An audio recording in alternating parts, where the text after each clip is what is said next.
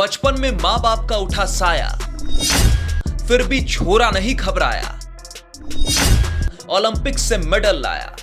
अमन सहरावत का ओलंपिक तक का सफर बहुत मुश्किलों भरा रहा है। अमन ने बचपन में ही माता पिता को खो दिया था। अमन हरियाणा के झज्जर जिले के बिरोहर से आते हैं, जाट परिवार से ताल्लुक रखते हैं। उन्होंने 11 साल की उम्र में ही अपने माता पिता को खो दिया था। पहले अमन की मां का हार्ट अटैक से निधन हो गया था, तब उनकी उम्र 10 साल थी। फिर लगभग 1 साल बाद उनके पिता भी चल बसे। इसके बाद अमन और उनकी छोटी बहन पूजा सहरावत को एक मौसी की देखभाल में छोड़ दिया गया।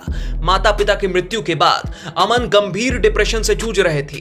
ऐसे में उनके दादा मांगेराम सहरावत ने उन्हें संभाला और इससे उबरने में महत्वपूर्ण भूमिका निभाई। जब धीरे धीरे अमन ठीक होने लगे तो उन्होंने कुश्ती में अपना जौहर दिखाना शुरू कर दिया। अमन ने कुश्ती के प्रति अपने जुनून को जारी रखा और कोच ललित कुमार के अंडर ट्रेनिंग लेना शुरू किया। अमन 2021 में अपना पहला राष्ट्रीय चैंपियनशिप खिताब जीतकर लाइमलाइट में आए। इसके बाद पीछे मुड़कर नहीं देखा। साल 2022 के एशियन गेम्स में 57 किलोग्राम वर्ग में ब्रॉन्ज मेडल जीता।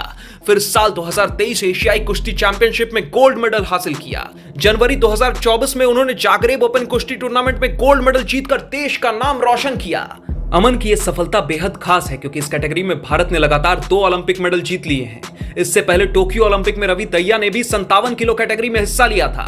रवि का भी वो पहला ही ओलंपिक था और उन्होंने सिल्वर मेडल जीता था। इससे भी ज्यादा खास बात यह है कि अमन दिल्ली के छत्रसाल स्टेडियम में रवि के साथ ही ट्रेनिंग करते रहे हैं और उन्हें अपना गुरु मानते हैं। इस बार उन्होंने नेशनल ट्रायल्स में रवि दहिया को ही हराकर क्वालिफायर्स में जगह बनाई थी और फिर पेरिस ओलंपिक का टिकट हासिल किया था।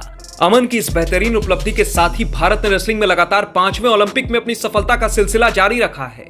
बीजिंग 2008 में सुशील कुमार ने ब्रॉन्ज मेडल के साथ शुरुआत की थी। फिर लंदन 2012 में सुशील ने ही सिल्वर और योगेश्वर ने ब्रॉन्ज जीता था। इसके बाद रियो 2016 में साक्षी मलिक ओलंपिक पोडियम पर पहुंचने वाली पहली भारतीय महिला पहलवान बनी थी। उन्होंने ब्रॉन्ज मेडल जीता था। इसके बाद टोक्यो 2020 में रवि दहिया ने 57 किलो का ही सिल्वर और बजरंग पुनिया ने ब्रॉन्ज जीता था। अब अमन ने सिलसिले को आगे बढ़ाया है। पहली बार ओलंपिक में हिस्सा ले रहे 21 साल के अमन के लिए डेब्यू यादगार रहा। उन्होंने शुरुआत ही शानदार की और पहले ही बाउट में मैसेडोनिया के व्लादिमीर इगोरोव को 10-0 यानी टेक्निकल सुपीरियोरिटी से हरा दिया।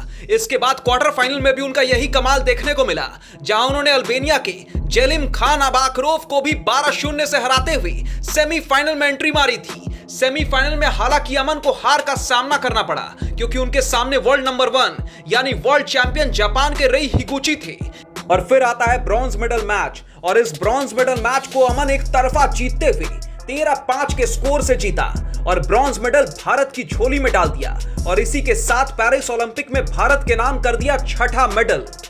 और विनेश फोगाट के डिस्क्वालिफिकेशन के बाद भारत में जो निराशा फैल गई थी, अमन सहरावत ने ब्रॉन्ज मेडल जीतकर भारतवासियों को एक खुशी, एक तोहफा जरूर दिया है।